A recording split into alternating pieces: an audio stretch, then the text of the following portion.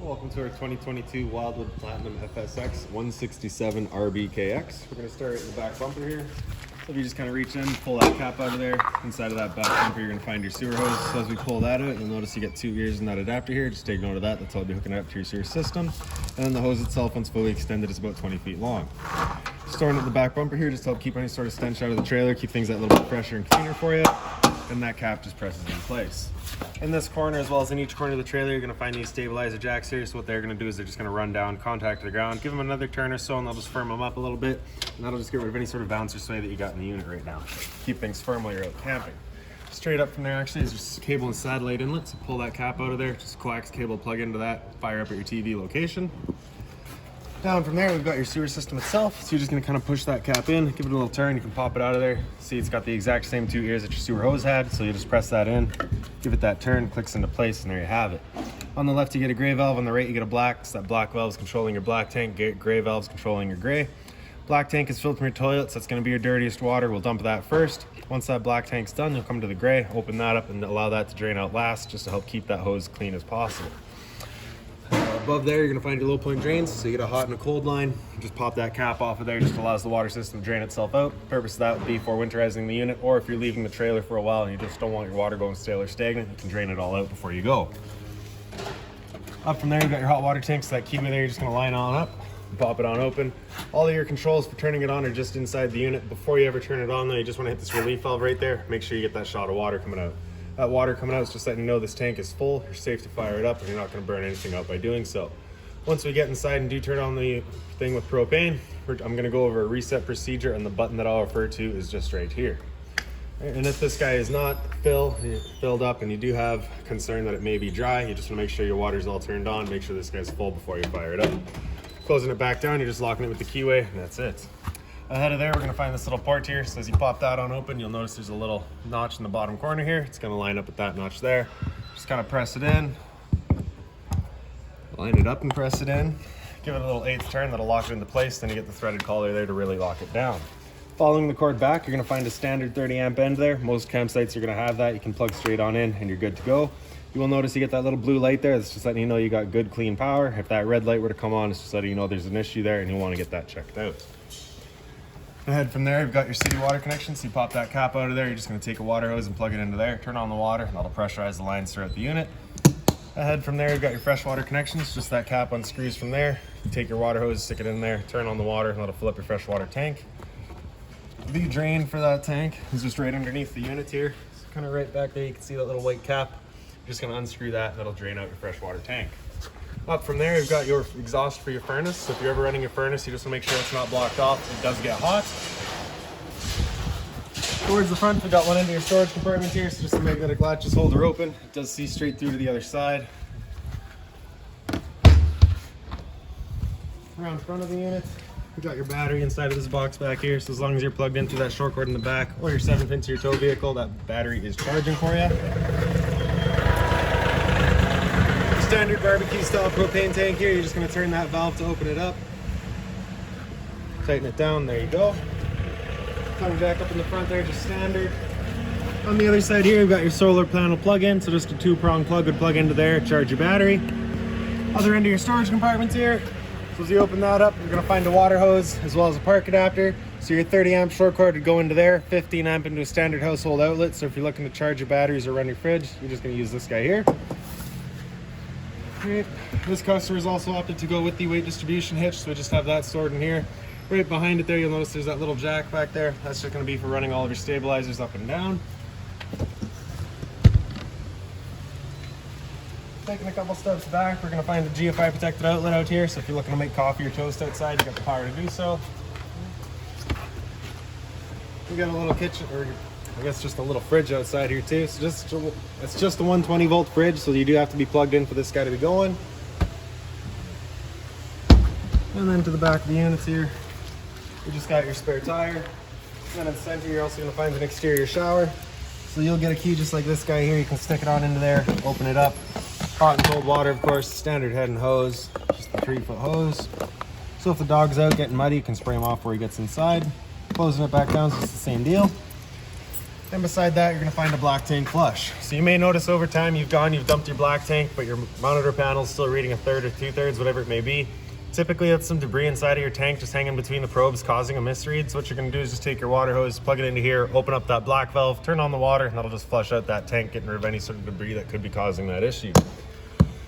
Straight up from there, top and center, you're gonna find a pre-wired mount for an observation camera. So if you choose to go that route, you've got the installation there for it already. Now we'll make our way inside of the unit. So your assist handle here, just up 90 degrees, falls into place. Then we're gonna open up our door. Just real quick, I'm gonna show you here, if you have your door wide open, it will contact your awning arm. So if you're ever moving your awning, you want your door to about 90 degrees, no more. For your step, you're just gonna grab the step here, pull it straight out, flip this step over, and we can make our way inside. So when you first get in here, right on your left, you're gonna find your fire extinguisher. So that's standard, pull the pin, point and shoot. Up from there, we've got your light switches along the side here. So the one on the right there does your awning light outside. The light switch on the left does your light above the dinette. The rest of the lights throughout the unit are just on their own center push buttons there. For your awning in the bottom right corner here, you're gonna press and hold the top of that and it'll make its way out. And once that awning's fully extended, you are going to see a little black flap come down as well as the black of the metal tube. Once you see that, you'll want to stop. If you were to continue extending, it will actually wind itself up backwards, in which case our fabric will be underneath our tube, allowing it to then hold water, accelerating the growth of mold and mildew. So there's our flap just coming down, and there's our tube. And we'll stop right there.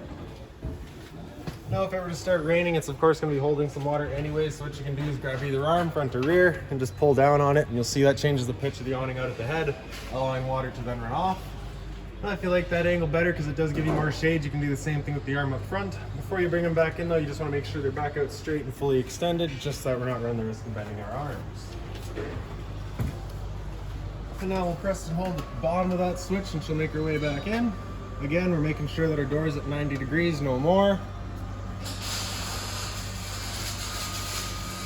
And just another thing to keep in mind with your awning is it does catch a lot of wind. So once you get up to about 15-20 kilometers an hour wind, you're going to want to bring it back in. Again, just so you're not running the risk of bending your arms. And once it's closed up tight to the trailer, the electric motors will just kind of stop and lock in place and hold it there for you. And there we go. Up from there, this red switch on the right is your water heater switch. So turn that on. You get that little red light up there letting you know the ignition sequence will start. Once that light goes out, the sequence is started and it'll try that 3 times. If after that 3rd try it hasn't fired up, this light's gonna come on and it's gonna stay on. At that point, we go on and using that reset button that we'd shown you. So stood right here, you can hear the click of the igniter as well as the whir of the flame. We know that tank is good. On the left there, you've got your water pump switch. Turn on that switch, turns on your water pump, drawing out of your fresh tank to pressurize your lines. And then up top, you get your monitor system. So battery there. As you can see, we're currently C for charging. G would be good, F is fair, L is low. For your fresh tank, as you fill that up, you go to 1/3, 2/3 and full. Same idea for your black and your gray. Right down here, we've got a little kind of portable speaker here. That is a charger as well. So as you slide it in there, it's automatically charging. Basically just your standard kind of carry out Bluetooth speaker. You get your power button in the center there. A volume on the sides, as well as your Seeks on the side there as well. Towards the front, we're going to notice the pre-wire for a solar panel. So your charge controller would be mounted right here. USB charging and a Gfi Protected Outlet. That binder there has all of your owner's manuals, any remotes, anything like that for the unit, you'll find right in there. A little bit of closet space on the side here, identical spot on the other side. Over here, you've also got USB charging and a power outlet. Blinds throughout the unit pretty well just sit where you leave them. This emergency exit here, you're just going to pull that red tab to get rid of the screen, take this handle here, throw it outside, hop on out. Then in your bedding area here, so you can see you've currently got it set up as your lounge for your couch. Once you're ready to take it down, you're going to move these little armrests over to the side, pick up the base of the couch, pick it up, folds on down. And we got a travel latch in the corner over here. You're going to slide that up, pull that back, and then you can lay down the bed, flip the mattress over, and there you have it. Once you're done, you're just going to pick up the foot, fold that mattress over, lock it back down into place, and it's simple as that. For flipping this couch back over, you do kind of want to give the back a little bit of encouragement. It just helps it swing around a bit easier. Down on the wall over here, we've got an LP detector. So propane's heavier than air, it'll sit on the floor. This guy will detect it and start going off just like a smoke detector would. Up from there, we've got your smoke detector itself. There we go. Back here, you've got a pre-wire for Wi-Fi in the unit. You've also got your cable and satellite inlet in the back here. This one in the middle is your antenna outlet. Turn that button on right there, you get that little green light there, just letting you know your antenna is in fact turned on. And then of course the power outlet for it. You do have a TV backer right here, so if you're looking around the TV, it is going right here. Microwave, pretty standard, just like home. Not much I can teach you there. Down below that, we've got your range vent, so you get your light on the side, fan on the right. So whenever you're using your stove, you are of course putting off fumes, so you want to make sure that fan is turned on, evacuating said fumes. For the stove, we're going to start with the back, turn it over to high, hit it with a lighter, and she fires right up. Now the first time you go to use your propane system, especially if you've been away from the unit for a while, it will take a minute just to fire everything up, just because it's got to clear the air out of the propane lines. It's perfectly normal. Bifold cover just flips on back. Down below that, we got a little drawer space, and then below that again, we've got your furnace. So once we do fire this up, I will actually show you in the bottom left corner here. You can physically see once it's lit up. Bit more storage here. Above your sink, you do get a little light there, again, just on the center push button. Hot and cold water, mobile head. Sink covers are just plastic, so nothing hot on them. Bit more storage down below. If you're looking to winterize the unit yourself, your water pump access will be right behind this panel here. It's basically just got a screw right in the center there. Pull that out, you can pull that panel out and you get access to your water pump. For this storage space up here, just be mindful of your drains and your water lines. We of course don't want to be breaking those. Then this thermostat here, so this controls your furnace. So with this slider all the way over to the left, that's it turned off. With it all the way over to the right, that's max heat. Anywhere in the middle is going to be your temp selection. Then you can just see the little readout at the bottom there to see what your temperature currently is. And like I said, once this guy fires up, you will see the little blue glow down in the bottom corner there. There's a little sight glass so you can see what's going on. So you can hear that igniter and then you can see the flame. That furnace is good. Now this furnace does just dump all of its air right here, so if you're looking to move the air throughout, you're going to want to get a fan of some sort to move the air around. Turning it off, you're just sliding it all the way over to the left until you hear it click, and that's it turned off. 12 volt fridge here. So as long as your battery is charged or charging, this guy's going for you. Freezer up top, fridge down below, temp selection right in the top there. Down below your fridge, you've got your converter, so just press the top and center, she pops on open. You'll get all of your breakers on the left side here. Whenever a breaker breaks, it's going to sit in the middle, so just turn it off and then back on to reset it. Then on the right side, you get all of your fuses. Like I said, for winterizing, if you're looking to do that yourself, you will also need access to your water pump. So just those two, to your hot water tank. So just those two screws right there, pull it out and you get access to your valves to your water tank. Into the bathroom here, the lights again just on their own center push buttons. Your shower, hot and cold water, of course, standard head. Right up above that, we got your roof vent. So you're just turning that knob to open it up. And then in the back corner, you get that knob there, turns on the fan.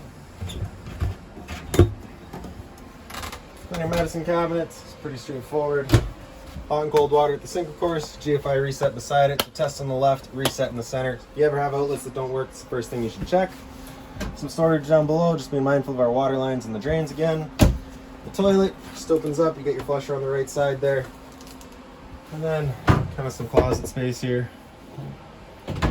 And lastly, I guess your pocket door. It's not travel latch, just a little elastic. Right? It slides. And then into your dinette area here, you just get the storage up top. Little power outlet kind of hidden at the end of the table there. For the dinette, if you just kind of wiggle this table up, you can get that base out of there, then you can pull the legs out and just lay them down.